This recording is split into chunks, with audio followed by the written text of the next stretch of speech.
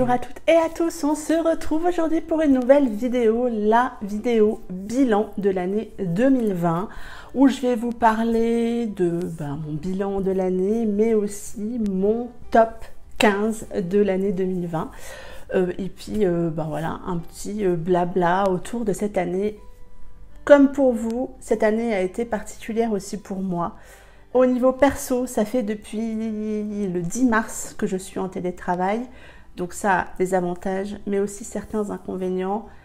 Il y a des jours où ça va, il y a des jours où je le vis moins bien. Globalement, ça va pas trop mal, mais c'est quand même compliqué d'être tout le temps dans cette maison et de ne pas voir mes collègues. Il y a eu des semaines et des semaines où les seules personnes que j'ai vues, ce sont mes deux enfants et mon mari qui, eux, ont une vie, entre guillemets, autour. Donc c'est pas toujours simple.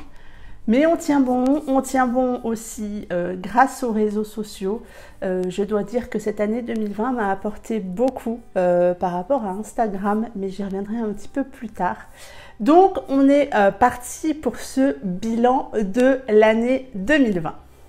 On va commencer par le nombre de livres lus et en 2020, j'ai lu 105 livres, j'ai écouté 5 audios et j'ai abandonné 5 livres. Tout est à la hausse. J'ai lu plus de livres qu'en 2019, j'ai écouté plus de livres qu'en 2019 et j'ai abandonné plus de livres qu'en 2019. En 2019, j'avais lu 74 livres, donc c'est une grosse hausse. Merci le confinement. Et puis, merci le manque de lien social qui fait que, oui, il y a des choses, du coup, j'ai plus de temps pour lire. C'est une très bonne année pour moi, je ne suis pas sûre que je fasse autant en 2021. Comme vous le savez, je me mets assez peu d'objectifs parce que j'ai pas envie en fait de me mettre une pression par rapport à la lecture. Donc je ne me mets pas un objectif de livre lu, je ne me mets pas spécialement, voilà. Je vais vivre mon année 2021 au niveau lecture comme ça s'est passé en 2020. Sur ces 105 livres lus, il y en a 17 en MM et 88 en MF, donc c'est à peu près le même ratio qu'en 2019, le ratio MM-MF. J'aimerais lire un peu plus de MM, mais voilà, c'est aussi l'occasion, les envies au fil de l'année qui font que je ne sais pas si ce ratio va perdurer, si je vais arriver à lire plus de MM en 2021 ou pas. C'est en tout cas une idée, une envie, on verra bien. Mais voilà, c'est un ratio qui me convient puisque ça correspondait à mes envies. Donc voilà. Côté one-shot saga, j'ai lu cette année plus de one-shot par rapport à l'année dernière en pourcentage. J'ai été plus happée par des one-shots. Je suis une grande fan de saga, vous le savez. Mais cette année, j'ai aussi fait un gros focus sur les one-shots. J'ai 57 one-shots et 48 tomes de saga, donc ça reste quand même moitié-moitié ou 60-40. Mais voilà, c'est aussi un moyen pour moi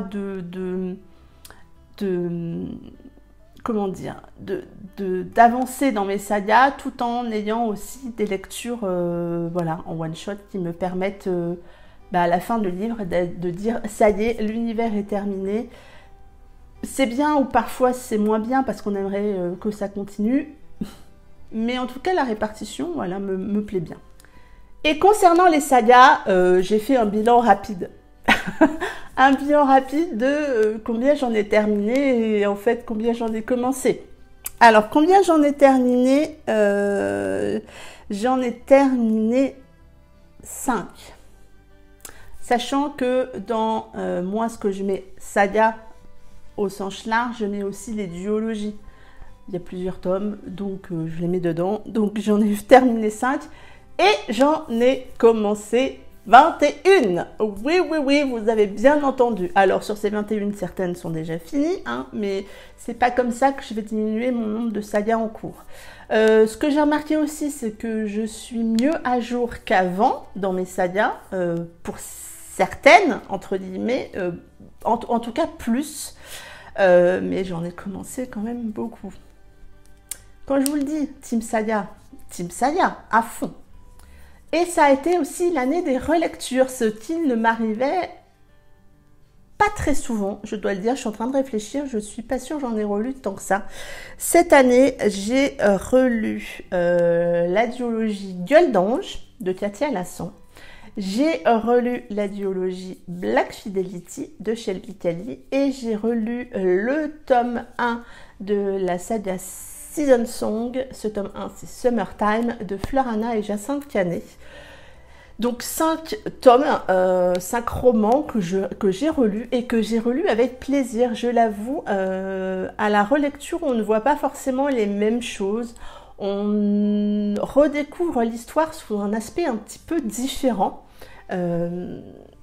Ça amène une autre lecture, je trouve, et ça m'a plu. Je ne referai pas que des relectures, bien évidemment, mais je garde quand même en tête l'idée de temps en temps faire la relecture d'un roman que j'ai beaucoup aimé. Comme chaque année, j'ai aussi envie de faire des clins d'œil à certains auteurs. Donc, bien évidemment, je vais refaire des clins d'œil aux auteurs que j'ai cités dans mes vidéos bilan précédentes. Je vous invite à aller voir, par exemple, celle de l'année dernière, si vous avez envie. Je vous fais des bisous parce que certaines de ces auteurs sont devenues des amis et j'en suis très flattée, très heureuse aussi de les avoir dans ma vie et de partager des moments avec elles. Cette année, j'ai envie de faire 2 clins d'œil auteurs. J'ai envie de faire un clin d'œil à Rochelle Gab. Rochelle est cette femme qui m'a abordée au salon du livre de Paris 2019, grâce à Candy Shay d'ailleurs, qui lui avait dit « Reviens avec Mumu si tu peux ». Et cette femme est d'une telle générosité, d'une telle gentillesse. Alors, j'ai sa duologie, j'ai lu le tome 1, c'est un roman poignant, un roman plutôt une romance MM dans le milieu policier, au niveau d'une enquête. Et c'est un clin d'œil que j'ai envie de lui faire parce que Rochelle a cette bienveillance que... C'est pas que peu de gens, non, mais Rochelle a une bienveillance qui me touche. Et comme je vous le disais, parfois il y a des choses qui ne s'expliquent pas. Vous avez parlé d'Evaro dans mon bilan 2018 et de Magmori dans mon bilan 2019. Il y a des personnes comme ça ne s'explique pas. Et Rochelle fait partie de ces auteurs que j'apprécie, que j'aime avoir autour de moi, dont j'apprécie énormément la bienveillance. Et voilà, j'avais envie de faire un petit clin d'œil ici, Rochelle. Si tu passes par là, je t'embrasse. Et la seconde auteure dont j'ai envie de faire un clin d'œil, c'est Mel Dent. Mel Dent qui a eu l'intelligence d'écouter mon retour. Je n'ai certainement pas été la seule, mais en tout cas, j'ai vu comment ça s'est passé avec moi. Elle a eu l'intelligence d'écouter mon retour sur le tome 1 de sa saga Bad Girls Need Love Too.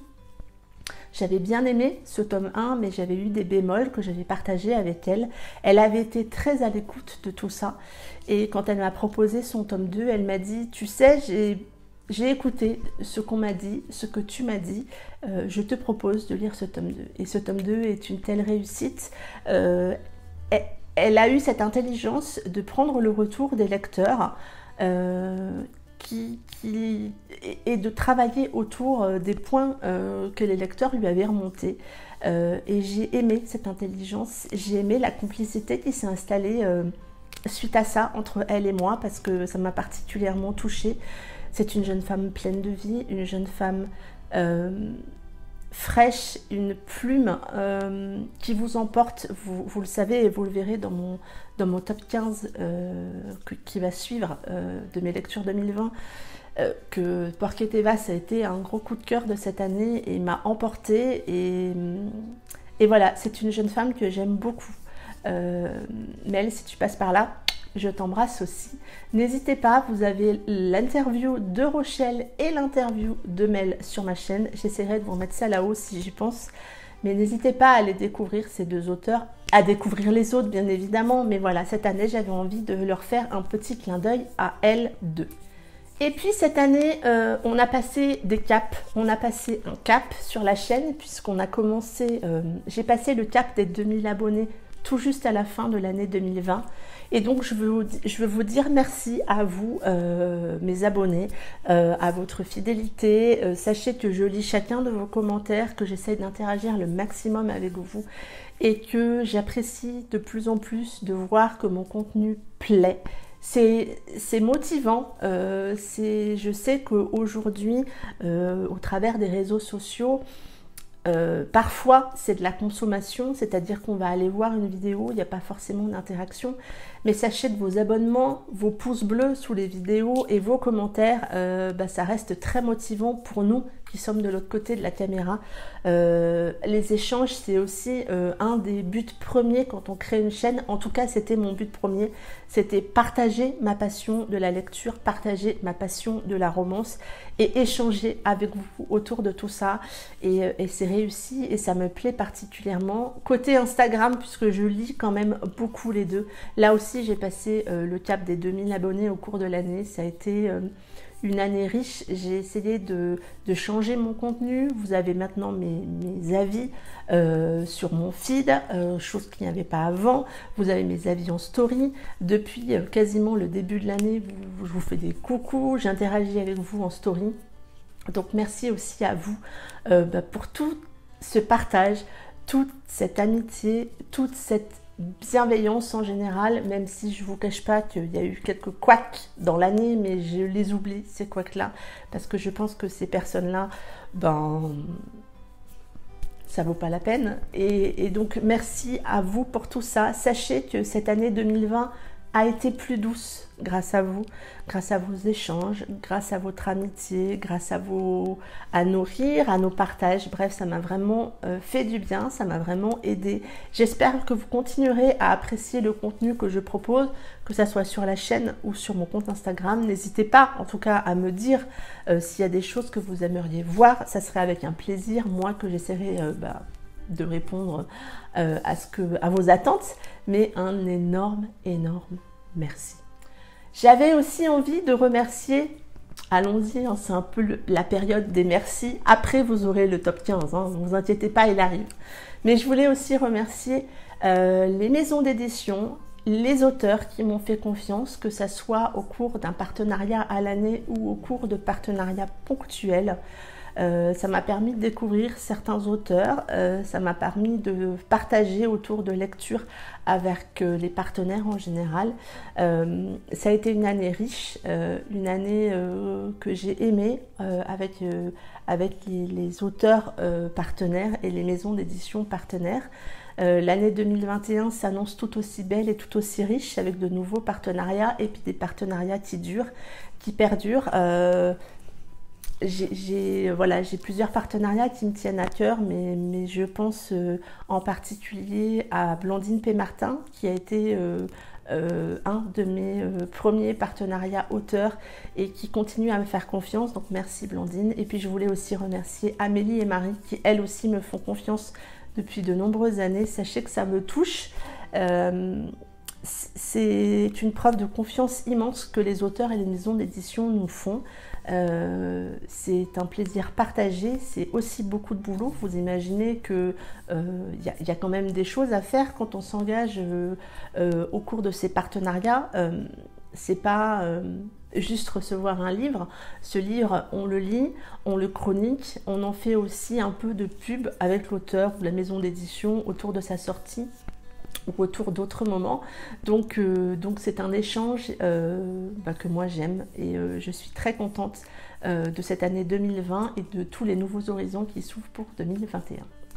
Et puis cette année 2020, ça a été aussi l'année du partage. Comme je vous le disais tout à l'heure, j'ai beaucoup échangé avec vous et ça a été l'année du partage autour des lectures communes. Je crois que j'en avais déjà fait un tout petit peu avant, mais cette année, ça a été le boom des lectures communes, que ça soit en duo, à plusieurs, avec un groupe. J'ai vraiment eu beaucoup de lectures communes. J'ai été assez effarée, entre guillemets, ou surprise quand j'ai compté le nombre de lectures communes sur l'année. Sur les 105 lectures que j'ai faites, j'en ai faites 34 en lecture commune, avec certaines personnes un peu dans le top 3 des lectures communes avec qui je l'ai fait. Je pense en particulier à Céline Lecture, à Julie, à Kala, à Candy Shy. Voilà, j'ai quand même eu beaucoup de lectures communes sur cette année 2020. J'adore les lectures communes, il ne faut pas que ça devienne une prise de tête, donc il faut trouver les bonnes personnes avec qui le faire, le bon moyen aussi de le faire, parce qu'on ne marche pas toutes de la même façon. Perso, moi je ne veux pas que la lecture commune devienne une pression, ça ne l'a jamais été, et si ça doit l'être, ben, ça ne sera pas la peine. Donc voilà, merci à toutes et à tous. Oui, il y en a eu, je crois. Ben oui, il y a eu Ludo. Merci à toutes et à tous pour ces partages au cours de ces lectures communes, parce que c'était fun, parce que ben, c'est du partage et ça fait du bien. Comme vous le savez, rien d'étonnant avec cette année 2020 un petit peu compliquée, il n'y a pas eu de salon cette année, mais j'ai eu 2 journées, entre guillemets, avec des copines, le Booksta, qui ont été vraiment... des journées qui m'ont fait du bien, des journées qui m'ont touchée. Donc la première journée, il y avait Audrey, Céline et Maureen. Ça a été une merveilleuse journée. Et la seconde, on a fait la même avec toutes les 4 et Victoire nous a rejoints. Ces 2 journées, elles m'ont fait du bien. Elles m'ont appris à découvrir des personnes qui sont chères à mon cœur, qui partagent mon quotidien. Et donc voilà, ça a été beaucoup d'amitié, beaucoup de rire, beaucoup de partage, beaucoup de discussion, parce qu'on discute beaucoup. De là à dire qu'on est pipelette, je ne sais pas. Mais voilà, ne vous offusquez pas si je ne vais pas vous citer juste après, mais je vais citer quand même quelques copines qui font partie de ma vie et de mon quotidien. Je vais bien évidemment citer les Foldingues, Shelby, Julie, Ness et Candy Shy. Merci les filles, merci pour tout ce que vous m'apportez au quotidien. Sachez que vous êtes une de mes bulles d'oxygène énormes et que ça fait du bien de papoter avec vous, que ça fait du bien d'avoir ces échanges et que voilà, vous faites partie de ma vie et merci de faire partie de ma vie. Et je vais citer Kim, du compte Kimmy Smile. On a beaucoup échangé cette année, on a fait un swap toutes les deux, ça a été un moment de partage immense. J'aime ce qu'on partage, j'aime nos échanges parce que Kim est cette personne si douce et si gentille que ça fait du bien de voir que des gens sont encore comme ça en 2020 et en 2021. Et puis je retiendrai ce cadeau de Noël un peu chaotique, celui de mon fils qui est parti en livraison de ma part par erreur chez Kim, et Kim qui a fait tout ce qu'elle a pu pour que ça arrive à temps, et c'est arrivé à temps. Donc merci Kim pour tout ce que tu as fait, pour tout ce qu'on a partagé pour cette année 2020. Je vais aussi citer Maureen et Céline Lecture. Voilà, ça a été une année de partage, une année de rire. Avec Julie et Candy Shy, on a été surnommés les Spice Girls, mais je garde en mémoire cet apéro visio qui a duré 6 heures pour voilà, à papoter, à rire, à partager. Ouais, ça m'a tellement fait du bien et tout ce qu'on partage au quotidien, que ce soit avec Céline ou avec Maureen, c'est que du plus, c'est que du beau et ça fait du bien. Donc les filles, si vous passez par là, je vous fais d'énormes bisous. Et puis je vais citer Audrey, de Audrey Just Reading, cette jeune femme pleine de bienveillance, aux lectures très éclectiques et qui m'ouvre des nouveaux horizons et qui a cette sensibilité de sentir quand je ne vais pas forcément très bien au travers de mes stories.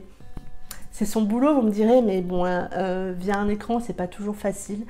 Et elle a toujours un petit mot qui fait du bien. Donc voilà, un énorme merci. Bien évidemment, j'ai partagé avec plein d'autres gens. J'ai des pseudos en tête de personnes avec qui j'échange depuis récemment. Et j'aime ces partages-là. Ne vous offusquez pas si vous n'êtes pas cité là. Je ne peux pas citer tout le monde, mais sachez que vous avez tous et toutes une place dans mon cœur. Place maintenant à mon top 15 de l'année 2020, je me suis rendu compte en préparant cette vidéo que je les ai quasiment tous en papier. Sur les 15, j'en ai 12 en papier. Et je ne désespère pas d'acheter ceux qui me manquent en papier, bien évidemment. Il n'y a pas d'ordre particulier, bien évidemment. Je vais presque, je pense, même pas. C'est même pas dans l'ordre de lecture, c'est dans l'ordre où ça vient. Donc je vous propose voilà, le top 15 de mes lectures 2020. J'ai lu cette année une lecture qui m'a particulièrement marquée. C'est Dark Lies de Léana Sewell aux éditions Butterfly. Une lecture poignante, touchante autour de la violence conjugale et de la violence faite aux femmes. Et j'ai trouvé que le sujet était abordé avec justesse et bienveillance et que autour on a une histoire extrêmement bien construite et qui est crédible par rapport à ce qui se passe. Bref, ça a été une excellente lecture. J'avais beaucoup aimé cette histoire. J'avais bien apprécié aussi la plume de l'auteur, dont je suis maintenant les sorties sur Instagram, bien évidemment. Mais voilà, une de mes lectures marquantes de cette année 2020. Une autre de mes lectures marquantes, c'est Norseman Rhapsody de Millikin, encore aux éditions Butterfly. Là, on part en Irlande sur une histoire un peu interdite. Moi, j'ai aimé la façon dont Milly l'abordait, c'est-à-dire que nous, lecteurs, savons quelque chose que les protagonistes de cette histoire ne savent pas. Et du coup, ça amène une lecture bien particulière sur cette histoire qui, moi, m'a embarquée. Vous savez que j'aime beaucoup la plume de Milly, qui est extrêmement bien construite, poétique, et assez addictive quand même, hein, il faut le dire qu'on est vite embarqué dans ces histoires, en tout cas moi à chaque fois ça le fait. Et j'ai aimé cette histoire un peu particulière de cette famille particulière dans ce contexte particulier. Si vous aimez les histoires un peu interdites, je vous conseille Norseman Rhapsody. On passe à toute autre chose avec une lecture qui m'a fait pleurer, qui m'a retourné le bide, qui m'a aussi fait donner de l'espoir. C'est Préformie de Marie Agi en auto-édition. Donc là, c'est l'édition complète. Vous avez, pour celles et ceux qui ne souhaitent pas avoir trop de scènes de sexe, une version, et là je crois que c'est bleu, un peu plus soft, mais qui vous permet de découvrir cette histoire. Moi, cette histoire, elle m'a embarquée. J'ai été extrêmement touchée par le contenu de cette histoire d'amour, par la force qui les unit tous les deux. Et j'ai aussi particulièrement apprécié le non-jugement de l'auteur sur ce qui se passe. Elle amène des faits, elle amène un contexte, mais jamais elle ne juge et ne condamne ce qui se passe, même si c'est horrible, hein. Après on peut se faire sa propre opinion, mais elle a écrit l'histoire sans amener de jugement. Et j'ai trouvé ça assez bien fait de sa part. Moi, j'ai été chamboulée par cette histoire. Je me rappelle, je l'ai terminée en revenant de vacances de ski au mois de février. J'étais en larmes dans la voiture, mon mari ne comprenait pas. J'ai essayé de lui expliquer, mais bon, voilà, hein, c'est l'émotion d'un homme qui est complètement différente. J'ai une sensibilité assez profonde. Voilà, cette histoire m'a complètement embarquée. C'est une romance MM avec des sujets lourds. Je vous invite quand même à lire le résumé hein, avant de vous laisser tenter. Mais je sais qu'il a été un coup de cœur pour beaucoup de mes copines. Et ça l'a aussi été pour moi. Voilà, en plus, bon, j'aime beaucoup la couve. Cette main, ces deux mains pleines d'espoir. Et voilà pour un autre coup de cœur de cette année 2020. On change d'univers et on part dans l'univers de la musique avec Damien de Katia Lazan chez Cyplog Éditions. Une histoire dans l'univers de Gueule d'Ange. Ici, ça se passe avant Gueule d'Ange. Ce que Katia a réussi, c'est que vous pouvez le lire avant d'avoir lu Gueule d'Ange et vous pouvez le lire après avoir lu Gueule d'Ange. Vous aurez une lecture différente, mais dans les deux cas, ça marche. Le livre ne spoile pas l'autre livre. Damien, moi, ça a été un coup d'amour. Il m'a embarqué. Il est rempli de noirceur. Il est particulièrement touchant. J'ai trouvé que Katia avait construit ici un personnage fort, un peu fragile, et elle aborde une thématique, je trouve, qui n'est pas abordée très souvent, et vraiment, moi, il m'a plu. Vous savez que Gueule d'Ange est une duologie que j'affectionne particulièrement. Du coup, retrouver l'univers et les Dark Moon dans Damien, ça a été juste génial, mais Damien m'a vraiment, vraiment touchée. Fred m'avait embarqué, hein, mais je crois que Damien m'a plus touchée au profond de mon cœur avec son histoire, et ce roman est juste, voilà, une magnifique lecture encore une fois. On change d'univers encore une fois. Vous pouvez remarquer que c'est des univers assez éclectiques, mais c'est ça aussi qui fait la richesse de la lecture. Avec une lecture poignante, une lecture à ne pas mettre entre toutes les mains parce que ça ne conviendra pas à tout le monde. Je l'ai mis dans ce top 15, c'est pas un coup de cœur, mais c'est une lecture marquante, une lecture que j'ai aimée quand même, mais une lecture dérangeante. Donc c'est compliqué de dire que c'est un coup de cœur sur une lecture aussi dérangeante. Je vous parle de Fucked Up de FVST en auto-édition. On est là aussi sur une histoire d'amour interdite entre deux frères. Et toute la noirceur, la psychologie des personnages dans ce roman m'a embarquée. C'est vraiment puissant l'amour qu'ils ressentent, et je trouve que c'est bien traité. Fred disait dans l'interview que vous pouvez voir sur ma chaîne que ça avait été dur d'écrire ce roman. J'imagine bien, parce que ça a été aussi dur pour nous de le lire. Oui, il y a des choses qui nous dérangent, des choses qui grattent, mais c'est tellement puissant et ça nous embarque tellement que voilà, je ne pouvais pas ne pas le mettre dans ce top 15 parce que cette lecture, elle va rester en moi, dans mon cœur, parce que parfois l'amour est compliqué. Et j'ai aimé justement voir que Fred faisait un roman où tout n'est pas tout beau, tout rose, l'amour ne fait pas tout. Et vraiment, cette histoire... Alors oui, hein, c'est pas à mettre entre toutes les mains, c'est pas classé dark romance, je crois pas, mais ça pourrait, pour le côté très psychologique et très dramatique. Et puis ben voilà, vous le savez, quand vous abordez cette histoire, c'est une histoire d'amour entre deux frères. Hein. C'est écrit deux frères, deux âmes perverties, un amour malsain. C'est pas caché, c'est juste là. Mais ça a été une excellente lecture.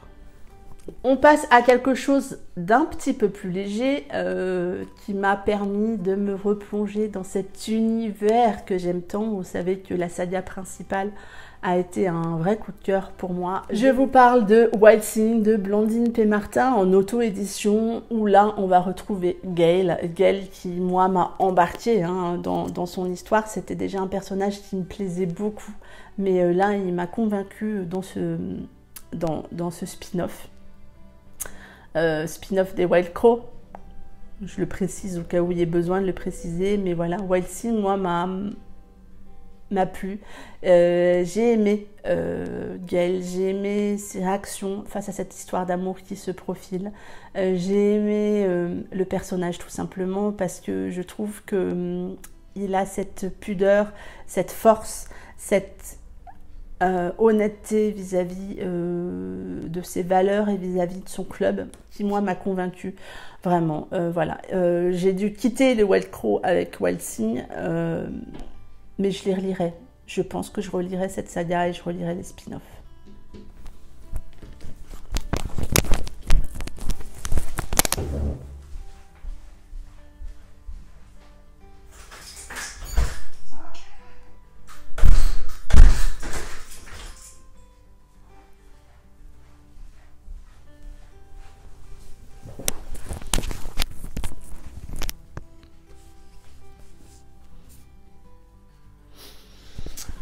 On continue ce top 15 avec un tome 2.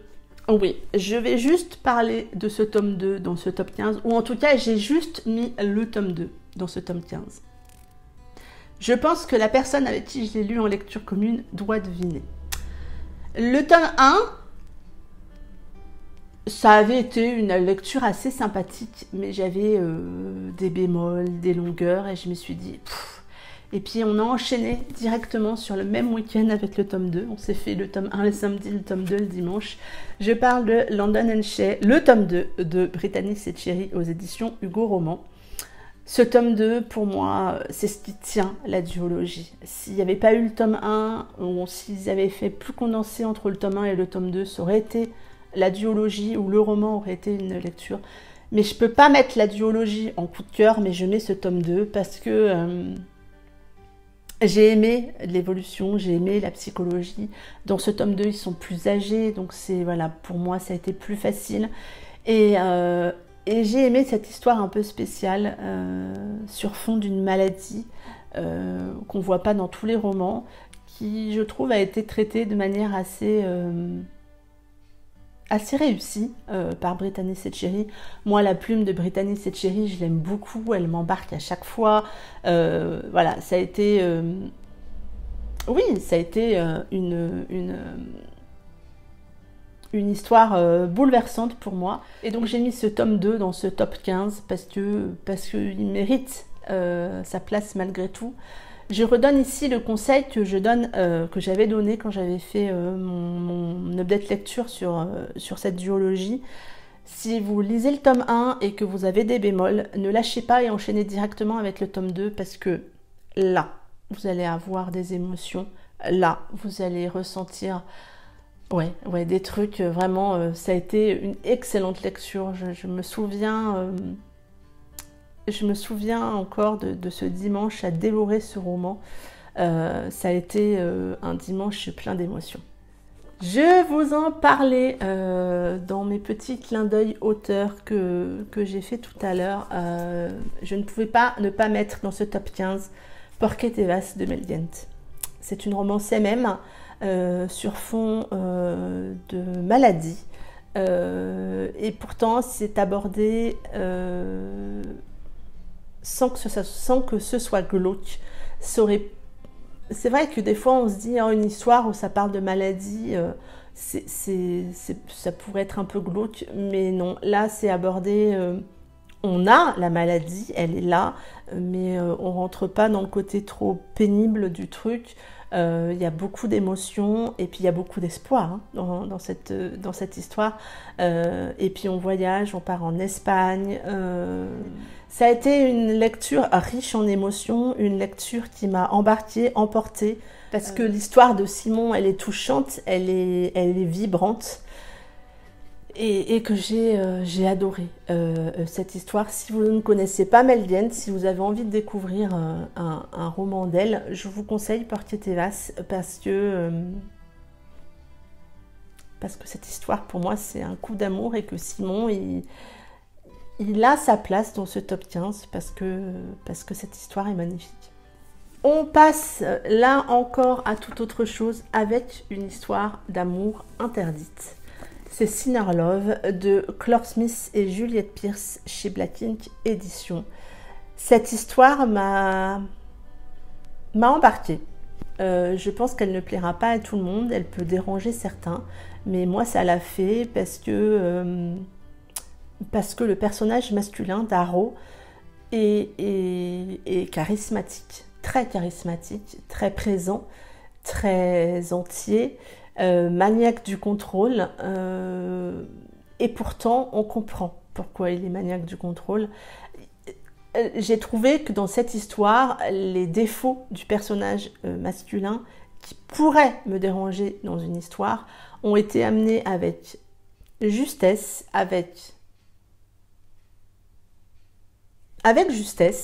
parce que elles amènent quelque chose à l'histoire et elles s'expliquent. Et cette histoire, moi, j'en suis pas sortie indemne.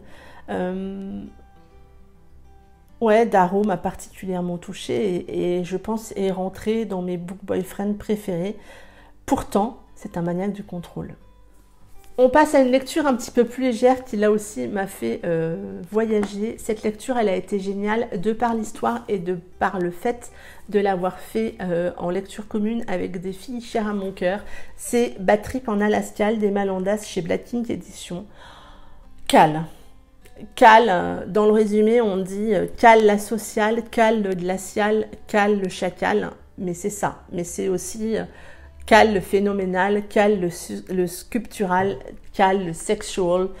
C'est un personnage qui dégage tellement de froideur, de charisme, de sexitude, Il a tout pour plaire. Avec ce roman, on voyage. Moi, je suis partie en Alaska avec les copines et j'ai adoré cette lecture. Ça a été une évasion, un chouette moment. Et puis, on a des personnages secondaires extrêmement bien construits également, que je vais me faire un plaisir de retrouver, je l'espère, dans quelques mois, en particulier Peter. Mais voilà, on est en début d'année, il ne fait pas très chaud, parfois vous avez de la neige. Partez en Alaska. Lisez cette histoire parce que je pense que vous pouvez que être embarqué par Cal. Je vais citer dans ce top 15 une saga. J'ai que le tome 1 pour le moment en ma possession, mais j'ai été embarquée et par ce tome 1 et par le tome 3. Cette saga, c'est Phoenix Ashes de Fleurana en auto-édition. Une saga biker qui est très réussie. Je trouve que Fleur a réussi à faire un univers de biker très bien construit avec des personnages féminins qui ont beaucoup de caractère et vraiment les 3 premiers tomes sont très réussis. J'adore cette saga. Je trouve voilà, enfin moi les univers biker avec moi ça le fait. Je trouve que Fleur le gère très bien, l'a très bien construit. Et puis oui, c'est la plume de Fleur avec ses personnages forts en caractère, à qui il arrive des choses, qui vous embarquent. Et voilà. Et donc, vous avez déjà 3 tomes principaux qui sont sortis. Blade, Ghost et Sniper. Et vous avez 2 petites nouvelles. Donc, vous avez déjà de quoi lire. J'espère en tout cas que ça donnera envie à tout le monde de découvrir cette saga. On passe encore à toute autre chose. J'aime finalement la diversité de ce top 15. Je suis assez contente. Et vous allez voir, c'est pas fini côté diversité. J'ai eu envie de mettre dans ce top 15 Calliope de Coconan, qui a été une lecture qui m'a embarquée. J'ai lu le tome 1, je vais lire très prochainement le tome 2 puisqu'il est dans la pile à lire du mois de janvier. C'est de la fantaisie, et vous savez que je ne lis pas vraiment de fantaisie, pas beaucoup, mais je trouve que ici c'est abordé, c'est abordable. Pour la novice que je suis, il y a de la fantaisie, il y a de la romance et on a un personnage féminin, Calliope, qui est construit magnifiquement. On est là sur une jeune femme qui veut faire entendre à la place de la femme dans cet univers très particulier où elle vit. Et je l'aime. Calliope, je l'aime parce que je trouve qu'elle a cette force, ce courage, cette envie de foncer, de y aller, sachant que ça va être compliqué, mais elle y va et elle se bat et elle a raison de se battre et j'ai aimé l'univers, j'ai aimé l'histoire, j'ai vraiment hâte de continuer à découvrir cette histoire, à découvrir Calliope. Lisez, je vous le conseille vraiment fortement, même si vous avez peur du côté fantasy, foncez parce que justement c'est abordable. Croyez-moi, je ne suis pas une grande adepte de fantaisie et là, c'est passé tout seul parce que c'est très bien écrit. Je ne remercierai jamais assez Émilie du compte Les Lectures de Meriadoc pour m'avoir parlé de cette histoire, d'en avoir parlé aussi à Candy Shade et en Julie et du coup on l'avait proposé en lecture commune sur le groupe Elle Booktube et vous. Foncez, cette histoire est superbe. Je vais parler d'un roman que j'ai écouté. C'est un audiobook que j'avais envie de mettre dans ce top 15 et je pense que ça serait tout aussi émouvant et addictif en roman lecture. C'est The Missing Obsession de Angel Aretin que j'ai écouté en tout début d'année. cette histoire, elle est puissante. Cette histoire d'amour particulière, cette histoire sombre. Attention, hein, on est plutôt là dans la dark romance. Elle est juste, elle est émouvante, elle est dure, mais moi, elle m'a embarquée. J'ai adoré cette histoire et vraiment, je vous la conseille. Si vous avez envie de tenter en audio, c'est juste sublime, ça va vous embarquer. Ça a été une écoute émouvante et bouleversante parce que je ne l'ai pas forcément vu venir tout de suite et ouais, ça m'a plu. On va finir par deux lectures que j'ai eu envie de mettre dans ce top 15 qui ne sont pas du tout de la romance, qui sont deux thrillers que j'ai lus cette année. Et je vais mettre en premier Les Refuges de Jérôme Loubry. Donc là, je l'ai en édition des livres de poche. C'est un thriller très psychologique et qui m'a profondément marquée, profondément touchée, parce qu'on va aborder des sujets très différents et très particuliers dans ce roman et que c'est extrêmement bien construit. Toutes les hypothèses que vous allez faire les unes après les autres vont être à mettre à la poubelle. Vraiment, cette histoire, elle m'a chamboulée. J'ai pas trop envie de vous en dire parce que je pense qu'il faut découvrir cette histoire. Mais si vous avez envie de vous lire un thriller, un roman un peu sombre dans l'année, foncez pour celui-ci parce que c'est très psychologique. Mais moi, j'adore ça. Je me suis rendu compte. L'autre est un petit peu moins psychologique, mais voilà, je l'ai lu après celui-ci. Quand c'est très psychologique, moi j'adore ça et je trouve que là, c'est particulièrement bien construit. Et le dernier roman que j'ai mis dans ce top 15, c'est Octobre de Søren Svestrup, que j'ai là aussi en livre de poche. Un thriller très addictif, très embarquant, très sombre.